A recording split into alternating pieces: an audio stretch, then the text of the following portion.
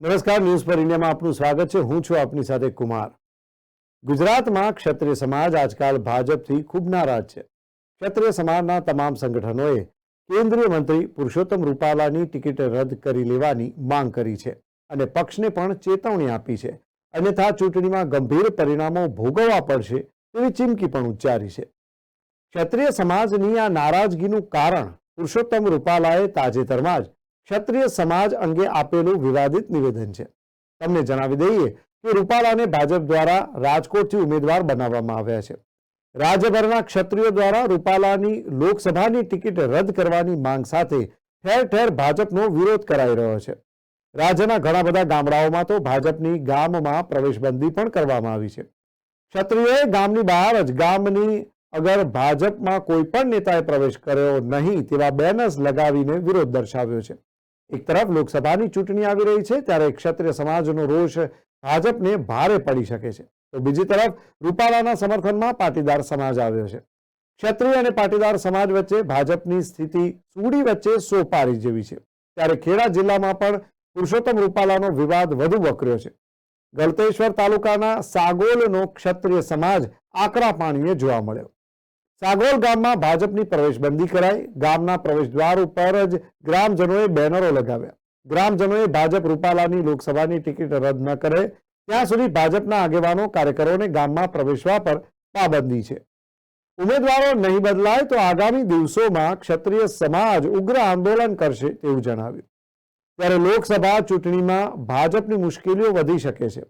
ક્ષત્રિય સમાજનું ભાજપ સામેનું આંદોલન દેશના અન્ય રાજ્યોમાં પણ વ્યાપ પામે તો ભાજપને આગામી લોકસભાની ચૂંટણીમાં મોટો ફટકો પડશે। ચૂંટણી પહેલા ગુજરાતના રાજકારણમાં ઉકળતા ચરુ જેવી સ્થિતિ છે।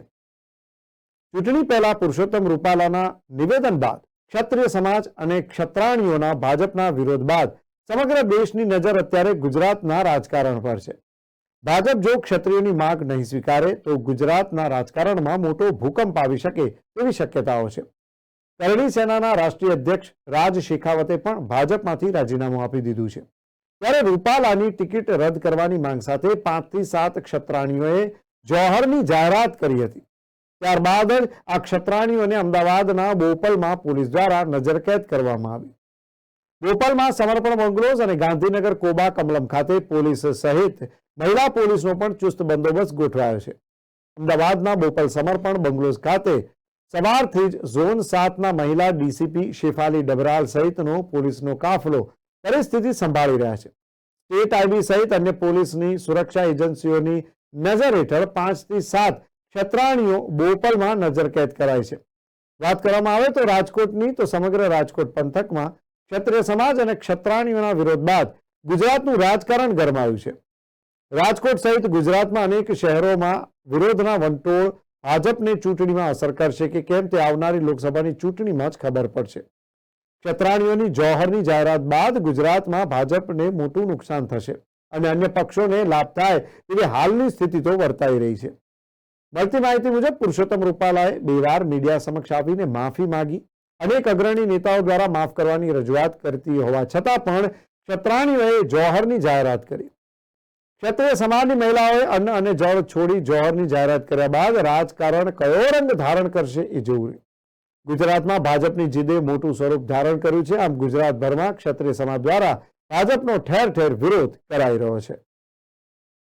આ પુરુષોત્તમભાઈ રૂપાલા રાજકોટ લોકસભાના ઉમેદવાર જે જાહેર થયા છે અને તેમને એક સભામાં અમારા ક્ષત્રિયો વિશે જે ખોટી ટિપ્પણીઓ કરી છે રાજા રજવાડાઓ વિશે, એ એવું કહી ગયા છે કે રોટી બેટીના વ્યવહારો રાજા રજવાડાઓએ કર્યા હતા। હવે એમને ઇતિહાસનું ભાન જ નથી એવું લાગી રહ્યું છે અત્યારે, કે એમને ખબર હોવી જોઈએ કે રાજા રજવાડાઓએ ભારત એક કરવા માટે કેટલા બલિદાનો આપ્યા છે, કેટલા રજવાડાઓ દાનમાં આપ્યા છે।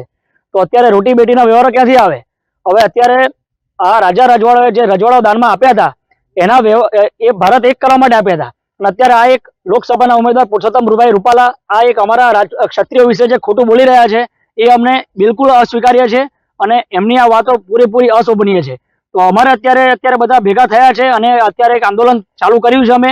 એનું એક જ કારણ છે કે પુરુષોત્તમભાઈ રૂપાલા જે લોકસભાના ઉમેદવાર છે તેમની ટિકિટ રદ કરો તો જ અમારું સમાધાન થશે અને તો જ અમે શાંતિથી બેસીશું। અને ભાજપ સરકારને અમારે કોઈ વિરોધ નથી। અત્યાર સુધી અમે ભાજપ સરકારના સમર્થનમાં જ છે અને હજુ પણ રહીશું। ભાજપ સરકારના લીધે જ આ દેશ હતો પ્રગતિ કરી રહ્યો છે।